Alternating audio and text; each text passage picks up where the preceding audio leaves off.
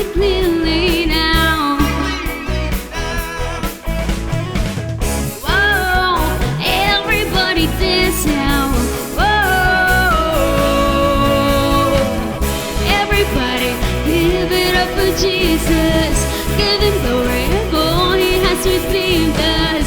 Everybody give it up for Jesus. Praise his name.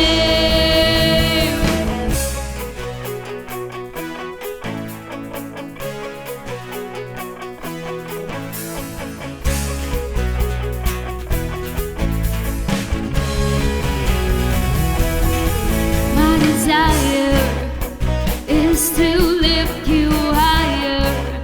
It's only burning brighter. This passion inside of me. Whoa, everybody dance now. Whoa, everybody give it up for Jesus. Give him glory, for he has redeemed us. Everybody give it up for Jesus. Praise his name. Everybody give it up for Jesus. Give him glory, for he has redeemed us. Everybody give it up for Jesus. Praise his name.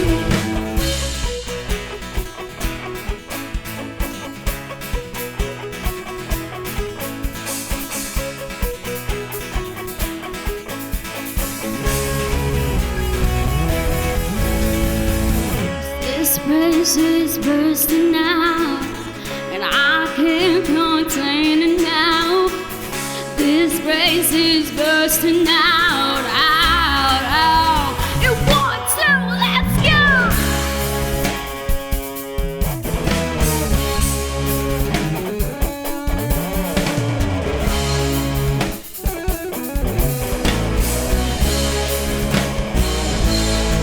And now.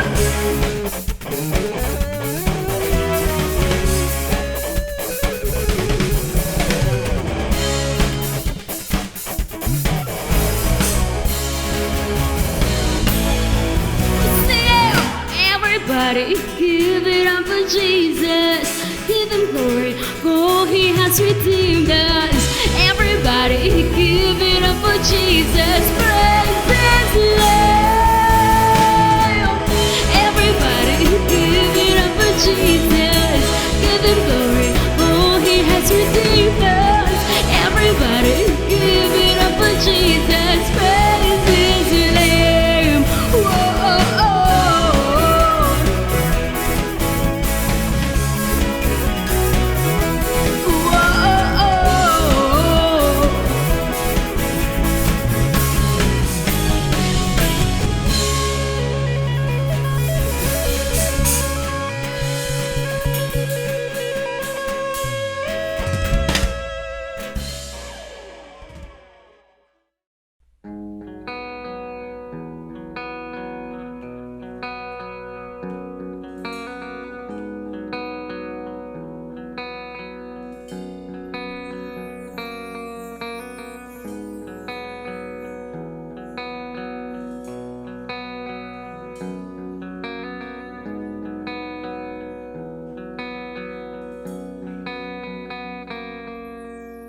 Call to your name, and you are there.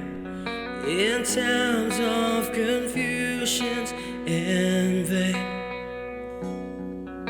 you never forget the word you said, and pick me to stand up again, giving glory to no other name, giving glory to the one who saves. Let me sing this love to the world you created, and to testify your grace. On the cross you placed your heart clearly portrayed, and I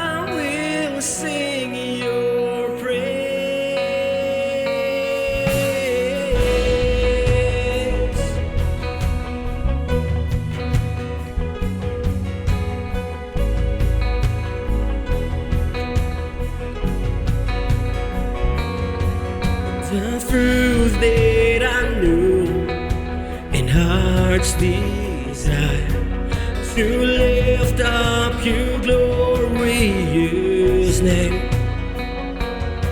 The triumph of love, all knees will bow to Jesus on the throne, giving glory to no other name, giving glory to the one who says,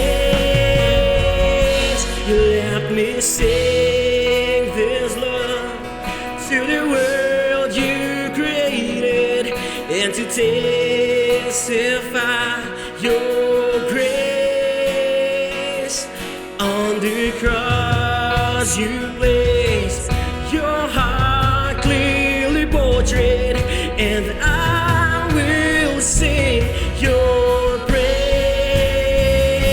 You let me sing this love to the world you created, and to testify your grace. On the cross you placed your heart clearly portrayed, and I will sing your praise. And oh, your love is so, so worthy of glory and power, praises forever. And oh, your love is so, so worthy of glory and power, praises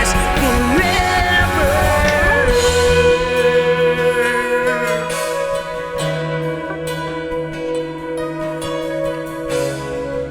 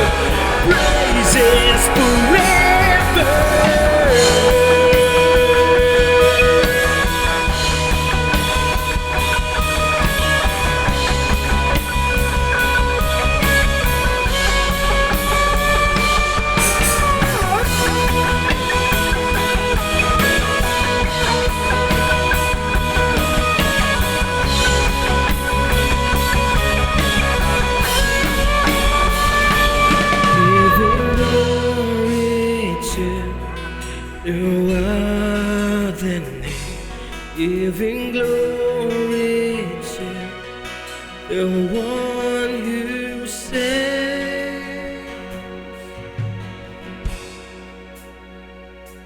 Let me sing this love to the world you created, and to testify your grace. On the cross you placed your heart clearly portrayed, and I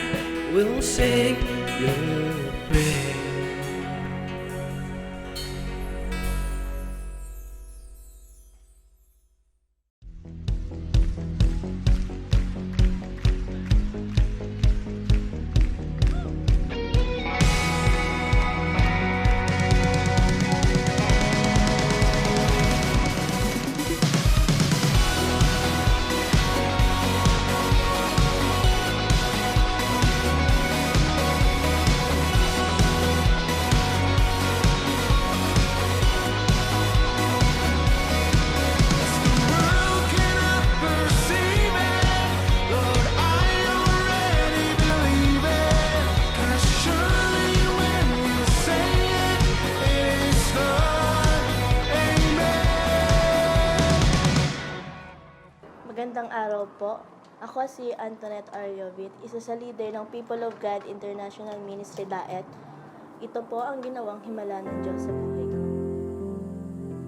Taong 2018 na matanggap ako bilang isang guro sa isang pribadong paaralan at kasama ng pagkatanggap ko ay ang pagpasa ko ng requirements. Isa na dito ay ang medical. November 19, 2018, na magpa-medical ako, bumalik ako sa hospital noong November 21, 2018 para kuhain ang result ng medical ko. At na-diagnose ako ng may HPV or hepatitis B virus. Hepatitis B virus is a serious liver infection caused by the hepatitis B virus. Having HPV increases our risk of developing liver failure, liver cancer, or cirrhosis. Sa una, hindi ko inakala na magkakaroon ako dito dahil wala naman akong nararamdaman na kakaiba sa katawan ko. Yung feeling na akala ko na healthy ako. Natakot ako dahil baka di ako matanggap ng tao sa paligid ko. Natakot ako na pandirihan at layuan sa panahong yon. Di ko alam kung sino ang lalapitan ko dahil ang gulo-gulo ng utak ko. At sobra akong nasasaktan ng oras na yun.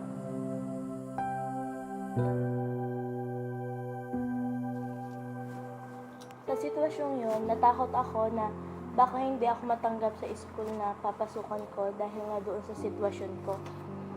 Pagkatapos ko na makausap ang doktor, naisipan kong pumunta sa church para kausapin ang leader ko na si Pastor J at Pastora Franz.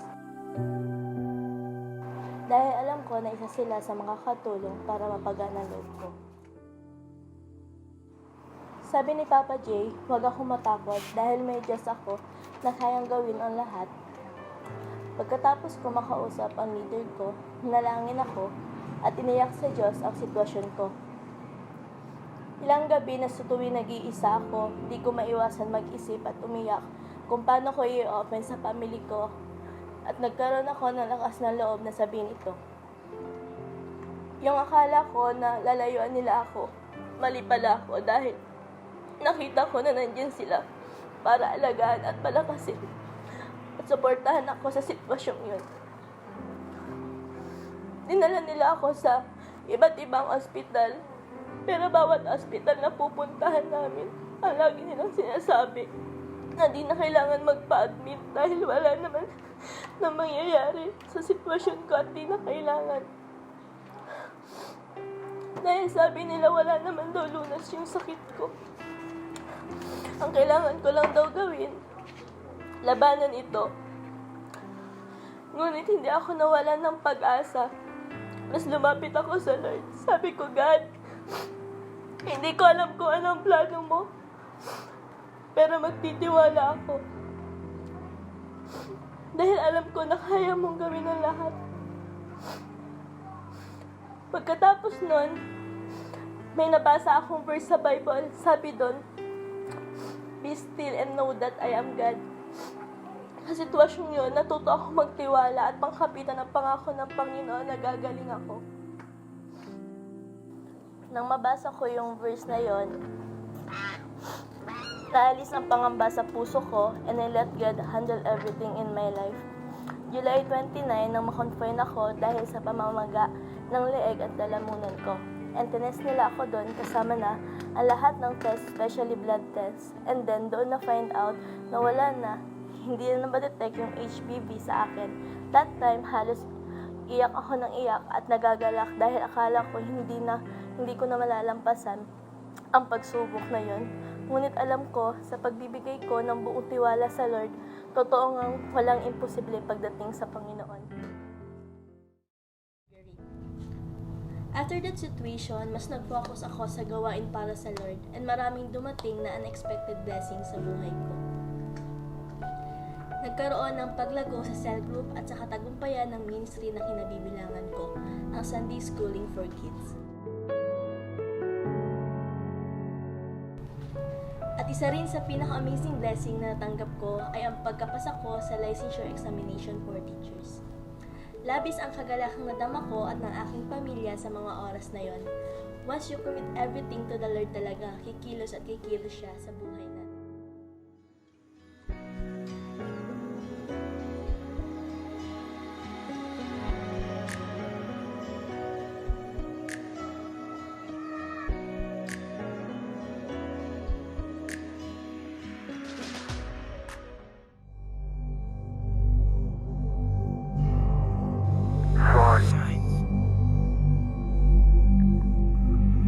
will be signs in the sun, moon and stars. On the earth distressful nations in perplexity, roaring of the seas and waves. People fear because of the roaring of the seas and the waves. People fainting with fear, with foreboding of what is coming on the world. For the power of heaven will be shaken. But the one who endures to the end will be saved.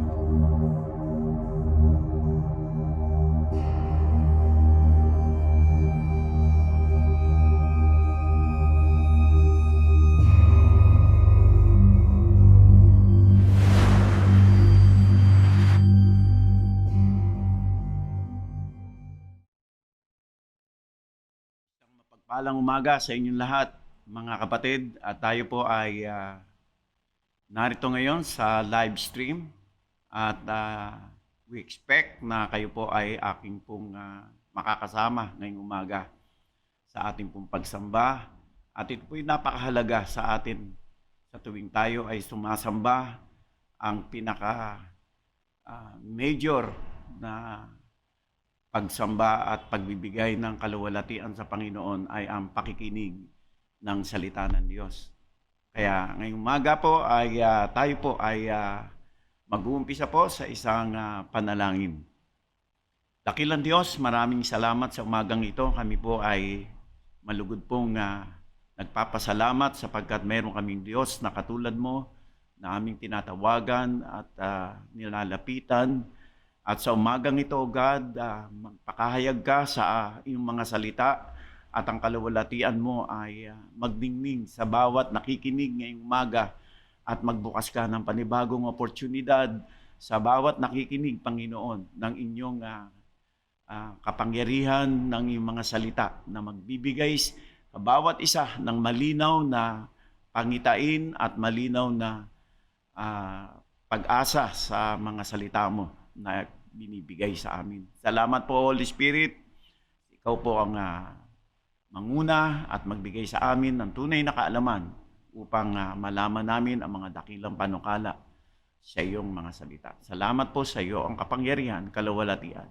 Sa pangalan ni Jesus, Amen and Amen. So ngayong umaga po, ang ating pong pag-aaralan ay patungkol po, hindi po sa nalalayo sa aking karanasan sa loob ng 2 linggo na aking naranasan patungkol po sa pagpapagaling ng Diyos. Sapagkat sa pagpapagaling ng ating Panginoon ay may kapangyarihan na ibinibigay ang pangako ng ating Panginoon. Lalo-lalo na kung ikaw ay nasa badig ng karamdaman. Almost 2 weeks na naranasan ko po sa aking pangangatawan, sa aking katawan na talagang sobrang naranasan ko ang masakit at talagang napakahirap ng isang taong merong karamdaman. Napakahirap po. Hindi bali nang wala kang pera, basta wala kang karamdaman, yun po ang pinakamahalaga talaga kapag ka ikaw ay nasa banig ng karamdaman. Walang magagawa ang mga bagay-bagay na meron sa iyo kung ikaw ay nasa banig ng karamdaman. Kaya nga po ang aking pag-uusapan kung paano ang Diyos ay nagbigay ng pag-asa at kagalingan sa aking pangangatawan. Alam niyo po, almost 2 weeks na aking naranasan na talagang napakahirap pala ng isang merong karamdaman. Ngunit habang nararamdaman ko ang sakit, nararamdaman ko ang bigat ng nakahiga at ang buong katawan mo ay sobrang napipisa ng mga bigat ng nararamdaman mo, ay wala kang ibang pwedeng maalala kung ikaw ay nandoon sa banig ng karamdaman Kapag ka ikaw ay nandoon na, wala kang ibang maalala na ang Diyos ang siyang pwede palang tawagan sa panahon ng karamdaman. Kaya nga po, nung ako po ay nakahiga, naalala ko ang Panginoon, naalala ko ang kanyang mga pangako, naalala ko ang kapangyarihan ng ating Panginoon nung siya po ay nagpagaling ng lahat ng mayroong karamdaman. Siya po ay nagbigay ng pag-asa sa lahat ng mga may mga sakit, may mga karamdaman, may mga bagay na nararanasan sa kanilang pangangatawan. At ngayong umaga po ay nais kong ibigay sa inyo ang Exodus 15:26 na sinasabi po rito. Ang sabi po sa Exodus 15:26, saying, if you will listen carefully to the voice of the Lord your God and do what is right in His eyes and pay attention to His command and keep all the statutes, then I will hear and I will keep all the statutes, then I will not bring on you any of the diseases I inflicted of the Egyptian, for I am the Lord your God who heals you. Sa Tagalog po, ang sabi niya po rito, babasahin ko po sa Tagalog, at sinabi kong iyong diringgin ng buong sikap ang tinig ng Panginoon mong Diyos at iyong gagawin ang matuwid sa kanyang mga mata at iyong diringgin ang kanyang mga utos at iyong gaganapin ang lahat ng kanyang mga palatuntunan, ay wala akong ilalagay na karamdaman sa iyo na gaya ng inilagay ko sa Ehipsyo, sapagkat ako ang Panginoon na nagpapagaling sa iyo. Isang pangako na talagang tunay na naranasan ko, na sinabi ng Panginoong Diyos na ako ang Diyos na nagpapagaling sa iyo. God has the power to heal us. Meron pong kapangyarihan ang Diyos na tayo ay pagalingin sa lahat ng ating mga karamdaman. Why God has the power to heal us, especially in our diseases, especially in our sickness and diseases, not only by physical but by our soul. Number one po, because He is an efficient healer. Bakit po He is an efficient healer? Because God putting Himself in His power, in His omnipotent, into the grace by which He heals, and He has fathomed the lowest depth of our human depravity. Ang ibig sabihin po, ang Diyos ay kayang magpagaling sa iba't ibang uri ng lahat ng karamdaman because He is omnipotent. Pag sinabi pong He is omnipotent, He has all power. Kaya niyang kontrolin ang lahat ng bagay sapagkat Siya ang nagpapadala, Siya ang nagbibigay, Siya ang pinapahintulutan niya na ang lahat ng karamdaman ay pwedeng pumasok at maglumabas sa katawan ng isang tao. But because He is omnipotent, He is all-powerful God. So He is an efficient healer. So an efficient healer, there is nothing to do any kind of healer, only the omnipotent power of God can use in this efficient healer. And God is always ready and available for His healing, His power, because of the blood that shed on the cross.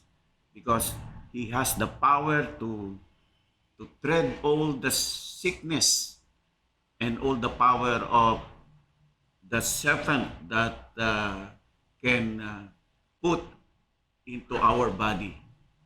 So God is always available to each and every one of us. He is an efficient healer. Number two, he is a practical healer. Maybe God is using the doctors, he used the medicine, he used some herbal medicine for our healing. But it does not mean God has no power to touch every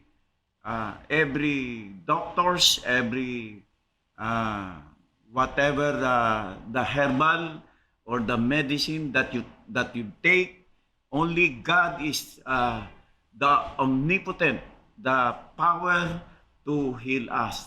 That is a practical way of healing. It does not mean the medicine ang gamot ang nagpagaling sa atin, ngunit ang Diyos ang nagpapagaling sa atin. Number three, he is a universal healer. Pag sinabing universal healer, there is nothing, everything, medicine, whatever the doctors prescribe us, God is a universal healer. Hindi siya namimili ng mahirap, mayaman, o sino pa man. Pag sinabi ng Diyos na gusto niyang pagalingin ang isang tao, pagagalingin niya ito. Whatever the situation may have, ang isang tao, kahit na siya ay makasalanan, kahit na siya ay taong hindi kalugod-lugod sa lipunan, ang Diyos ay kayang gumawa ng himala sa isang tao because He is a universal healer. Every universal healer, God has a purpose because He is a Jehovah Rapha, Jehovah Repeka. Ang ibig sabihin, God is our healer. God is our omnipotent power of healing. Number 4, He is a permanent healer. No earthly physician, whatever it is, He is a permanent healer. Hindi siya pwedeng palitan ng sino man. Hindi siya pwedeng palitan ng sinumang o anumang bagay na kinreate dito sa mundo upang sabihin natin na merong healer na permanente. Only God is permanent. Only God, He is a permanent healer of this universe. Kaya nga po, ang lahat ng bagay ay naging makapangyarihan sa lahat ng tao sapagkat dahil sa kabutihan ng Diyos na ibinigay niya ang kanyang bugtong na anak na sinasabi doon sa Isaiah 53 verse 5 and 6 na sinabi doon na sa pamagitan ng kanyang mga latay at ng kanyang dugo, ang lahat ng karamdaman ay tinubos niya. Ang lahat ng karamdaman ay nagsigaling na. Why? Because He is the only permanent healer in this universe. There is no other name but the name of Jesus. And for the last, He is a glorious healer. Pag sinabing glorious healer, kahit na ang isang tao ay namatay na, kahit na ang isang tao nabubulok na, kahit na ang isang tao ay buto na, because He is a glorious healer. God applied His power, applied His purpose and plan to that kind of situation of the man that he healed him. Kaya ang Diyos, ang ating Panginoong Diyos, ang siyang walang ibang makapangyarihan at maluwalhating manggagamot sa buong mundo, kundi walang iba kundi ang ating Panginoong Hesus. Sinabi niya rito, if you will listen carefully to the voice of the Lord God and do what is right in His eyes and pay attention to His command and keep all His statutes, then I will not bring on any of the diseases I afflicted on the Egyptian, for I am the Lord, your God, who heals you. Why? Because God is the only healer in this universe. Walang ibang pwedeng pumalit na manggagamot, kundi siya lamang ang totoong manggagamot. Maaaring merong magpagaling sa atin ng sinumang klaseng tao, pero ang Diyos ang totoong manggagamot, ang Diyos ng Israel. Kaya nga sinabi niya sa Exodus 19:5, kaya't ngayon, kung tunay na inyong susundin ang aking tinig at iingatan ang aking tipan, ay magiging isang tanging kayamanan nga kayo sa akin. So, ang isang taong nagdadala ng kanyang mga salita, ang isang taong naniniwala sa pangako ng Diyos, at ikaw ay nananalig sa kanyang mga salita, tayong lahat na nananalig sa Kanya ay magiging isang kayamanan sa harapan niya.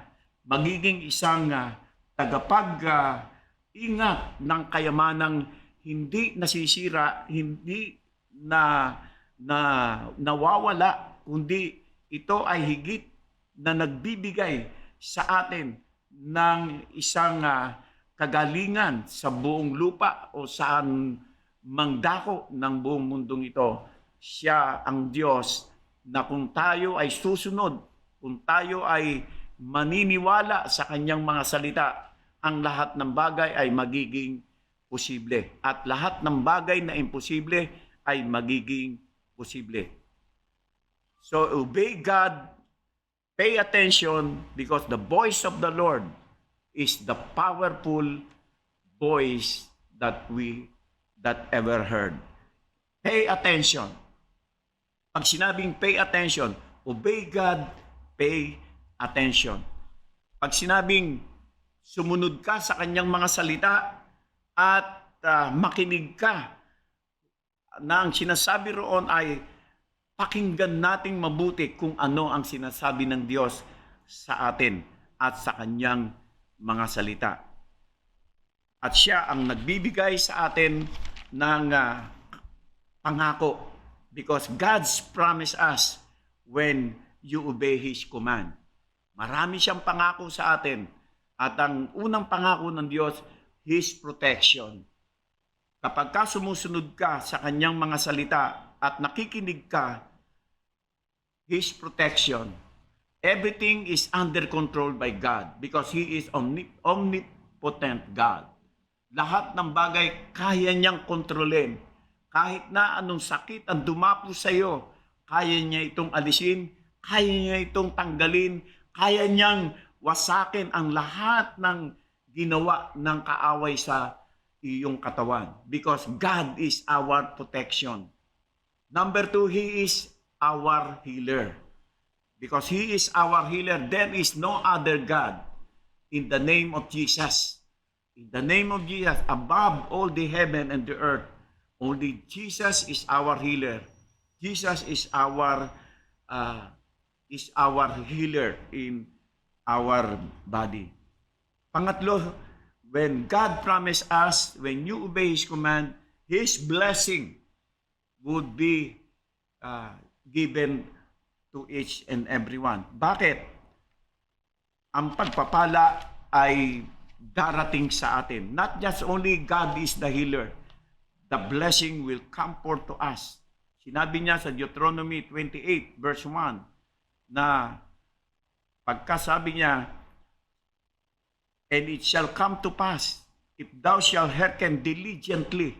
Ibig sabihin, if you diligently hearken, masiglang nakikinig tayo sa kanyang mga salita. Sabi doon, masiglang nakikinig sa kanyang mga salita. Ang isang tao pala, kapag ka masigla na nakikinig sa kanyang mga salita, hindi sakit at karamdaman ang papasok sa kanya, kundi ang papasok sa kanya ay pagpapala. Kung pumasok man sa iyo ang sakit o karamdaman, ito ay kayang kontrolin ng Diyos, kayang alisin ng Diyos, sapagkat hindi pangako ng Diyos ang karamdaman ay pumasok sa buhay natin, kundi ang papapasukin niya ay ang kanyang pagpapala. So ano yung dapat natin gawin? If you diligently, that is God's instruction. God's instruction is very powerful to us because if you hearken or diligently heard His voice at tayo nakikinig sa kanyang mga salita, ang sabi doon, isasagawa niya ang lahat ng bagay at ang mga aking iniuutos sa iyo sa araw na ito ay itataas ka ng Panginoon mong Diyos sa lahat ng bansa at sa lahat ng lupa. Ang sabi sa verse 2, at ang lahat ng pagpapalang ito ay darating sa iyo at aabot sa iyo kung iyong diringgin ang tinig ng Panginoon mong Diyos. Hindi lamang tayo paggagalingin ng Panginoon, kundi pagpapalain ng Diyos ang ating mga buhay. So, what God's instruction for us? Number 1, if you diligently hearken His voice. Kung ikaw ay masiglang nakikinig. Pag sinabi pong masiglang nakikinig, hindi po ito parang ikaw ay napipilitan, ikaw ay traditionally nakikinig ka. No. Dapat pag sinabing masiglang nakikinig ng kanyang mga salita, ang lahat ng bagay na pangako ng Diyos sa buhay natin ay gumagana. Lahat gumagana. Mahirap man o masakit man sa ating mga nararanasan, ngunit masigla ka pa rin at nagpapatuloy na sumusunod sa kanyang mga salita. Kaya ang pagpapala ay darating sa iyo at aabot pa sa iyo kung iyong diringgin ang kanyang mga salita. So that is the powerful. Number 2, what God instruction to us. Doing what is right in His sight. Gawin mo kung ano ang nararapat para sa Kanya. Sabi doon, kapag ginagawa natin ang para sa Kanya, sabi ng Panginoon, hindi niya papayagan na ang karamdamang ito ay pumasok sa buhay natin. Maaaring magkasakit tayo practically, pero hindi yung karamdaman na ipinadala niya katulad ng ipinadala sa Ehipto. Ang tawag po doon, ito po ay curse sickness. Ito ay sumpa na sakit na inilagay sa Ehipto. So kung ang COVID-19 na ito ay pahintulutan ng Diyos na ito ay dumaloy sa atin, God is in control. So what God's purpose for us, doing what is right in His sight. Gawin mo ang lahat ng kanyang mga pinagagawa sa atin at sa harapan ng kanyang mga mata. Gawin natin ang nararapat para sa kanya. Then number 3, what's God's instruction to us? By obeying God and keep all His statutes. Sumunod tayo sa kanyang mga salita. Paano tayo makakasunod sa kanyang mga salita? Paano natin gagawin ang lahat ng kanyang mga utos? Una sa lahat, kailangan mong manalig at manampalataya sa kanya. Kaya ikaw na nakikinig ngayong umaga, kapag ikaw ay mananalig sa Panginoon at tatanggapin mo siya sa buhay mo at hayaan mo na siya ay pumasok sa buhay mo at pakialaman ng buhay mo, God would do amazing things to your life and do what God want you to do in your life. Gawin mo ang para na ipinagagawa sa atin ng Panginoon. Gawin natin, tanggapin mo siya bilang Panginoon na tagapagligtas ng iyong buhay, manalangin ka sa Kanya, lumapit ka sa Kanya, at sabihin mo, Panginoon, nais kong tanggapin ka sa umagang ito upang ikaw ay makalaya sa anumang bagay na gawa ng kaaway sa buhay mo. At naniniwala ako sa umagang ito, pinalaya ka ng Panginoon. Sa karamdaman mo, hindi lamang pinagaling ka, kundi ikaw ay pinagpala at ginawa kang tunay na anak at ililigtas ka ng Panginoon sa lahat ng bagay. Doing what is right in His sight. Now, kung narinig mo ang salita ng Diyos at nakikinig ka sa umagang ito, doing what is right in His sight. Gawin mo ang nararapat para sa Panginoon. Huwag ka na muling babalik sa dati mong buhay at huwag ka nang susunod pa sa dati mong ginagawa na hindi nararapat sa harapan ng Diyos. Obeying God and keep all His statutes. Gawin natin ang marapat para sa Kanya. Number 4, by declaring His power that He is our healer. Kapag ka meron kang nararamdaman sa sarili mo o sa katawan mo, you must be declared the power of God, that God is our healer. He is Jehovah Rapha. There is no other God that God would do to heal us. Only the God of Abraham, only the God of Israel, only the God of the apostle, only the God of Abraham, Isaac, and Jacob. He is our God. He is our healer.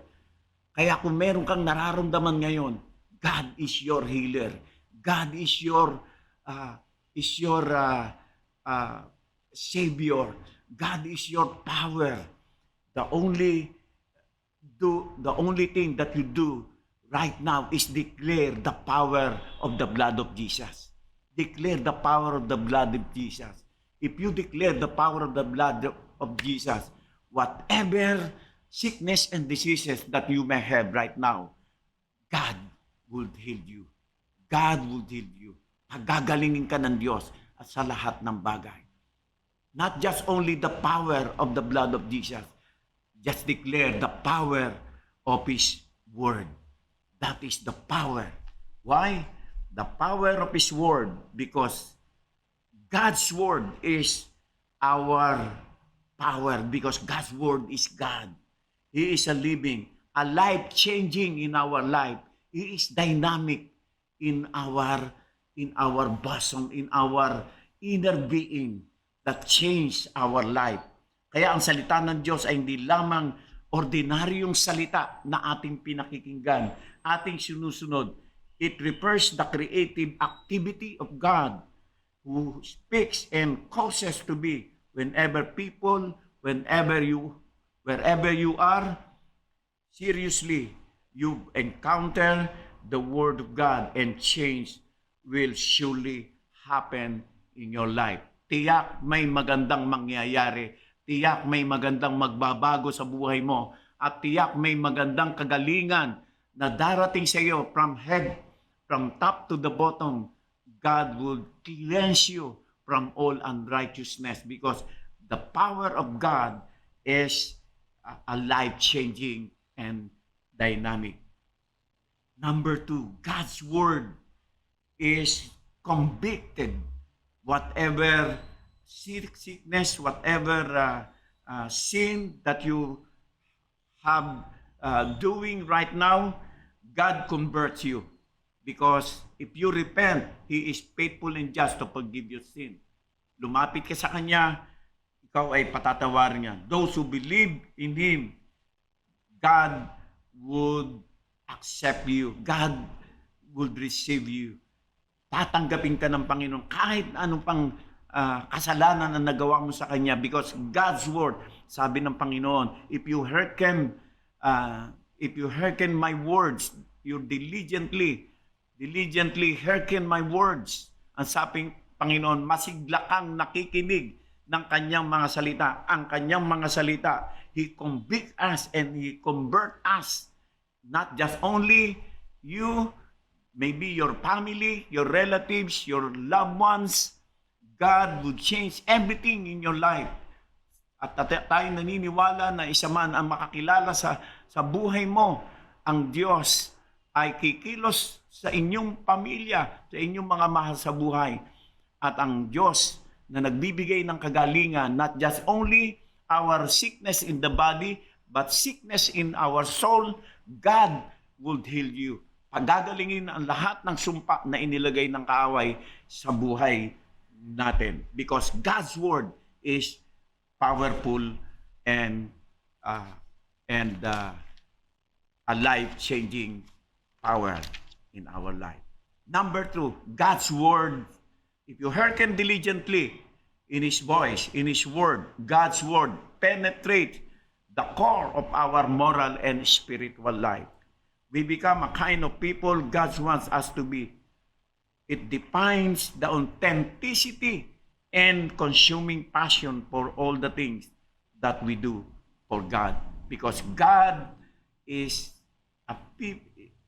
we become a kind of people that God wants us to be. Ikaw yung klase ng tao na kailangang baguhin mo ang buhay mo. In our moral, in our spiritual life, nais ng Diyos na magbagong buhay tayo. Because God's word penetrate. Babaguhin na ng Diyos ang mga masamang ugali, ang masamang lakad, ang masamang lifestyle natin. Aayusin ng Diyos ang lahat ng ito. Magpagamit tayo, mag-serve tayo sa Kanya, lumapit ka sa Kanya, and God will do in your life by His Word. Kaya yung lahat ng mga pangit na ugali sa buhay natin, aalisin ng Panginoon.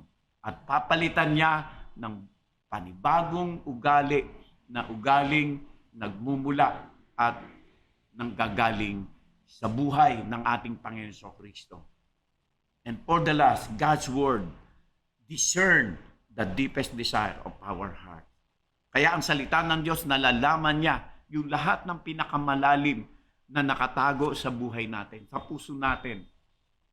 Sa oras na ito, kung meron kang nakatago pa sa buhay mo, at ito ang nagsisilbi, o ito ang nagiging pintuan o daanan ng kaaway sa buhay mo, at nagkakaroon ng sakit o karamdaman, not just only in the body, but in our soul, hayaan mo na ito ay isara ng ating Panginoon sa buhay mo. Ang salita ng Diyos ay nagsasara ng pintuan ng kaaway upang hindi siya makapasok sa buhay natin. Kaya kung mananalig ka sa kanyang mga salita, sa oras na ito, malalaman natin na ang Diyos na siyang nagbibigay sa atin ng totoong pagbabago, totoong pag-asa, desire ng ating puso at tiyak. Ang sabi ng Panginoon, magtiwala ka sa akin. Ang sabi niya sa Psalms 37, magtiwala ka sa akin. Ilapit mo sa Panginoon ang lahat ng iyong tagubilin at tiyak, ikaw ay kanyang pagpapalain. Delight yourself to the Lord and He will give all the desire of our heart because of God's Word in our life. Because God will grant the deepest desire of our hearts more than we can even ask or imagine. God is our powerful, magnificent, and sovereign God, the God of Israel. Right now, if you believe in God, that He is our blessing, His power, His provision, He has the power to do everything that will change our life. Because God is our healer. He is Jehovah Rapha. Not just physically healed, but spiritually healed.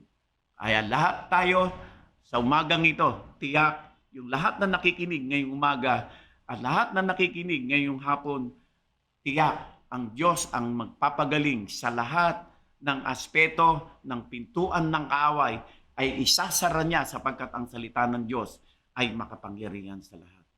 At ang papasok sa atin, ang sabi ng Deuteronomy 28, ang lahat ng pagpapala ay aabot at darating sa iyo.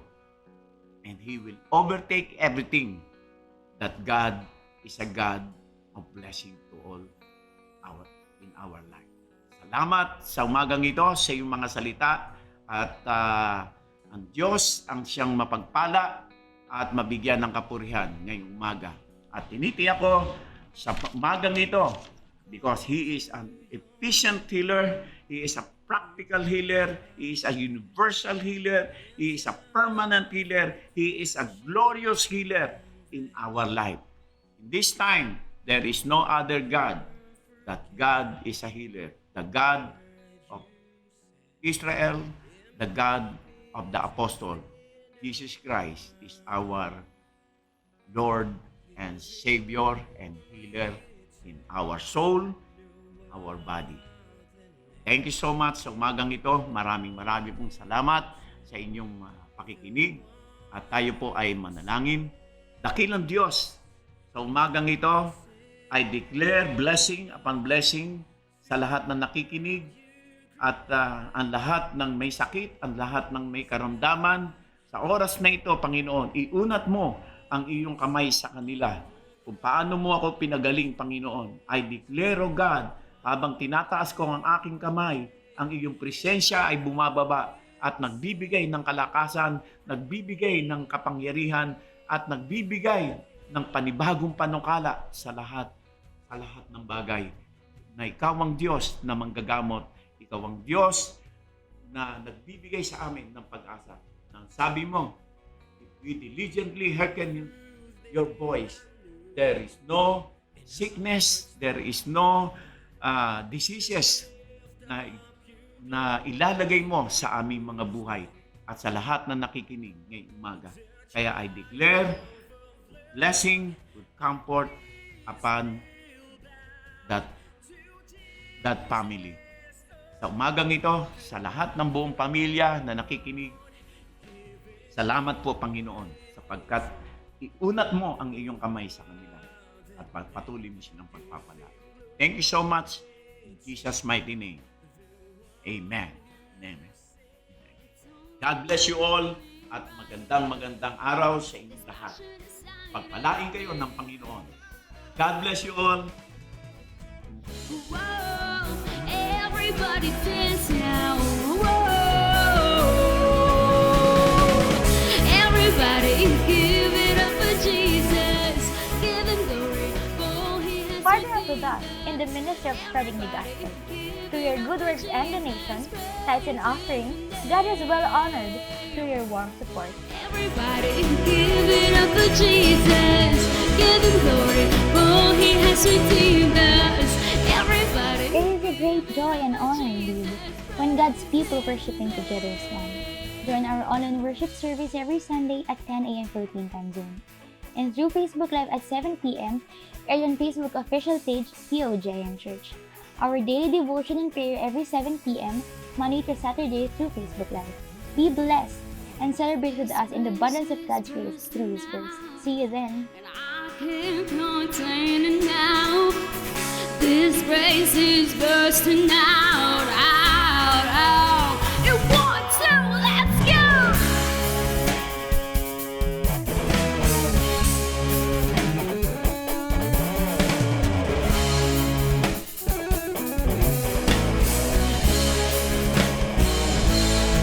Let's go!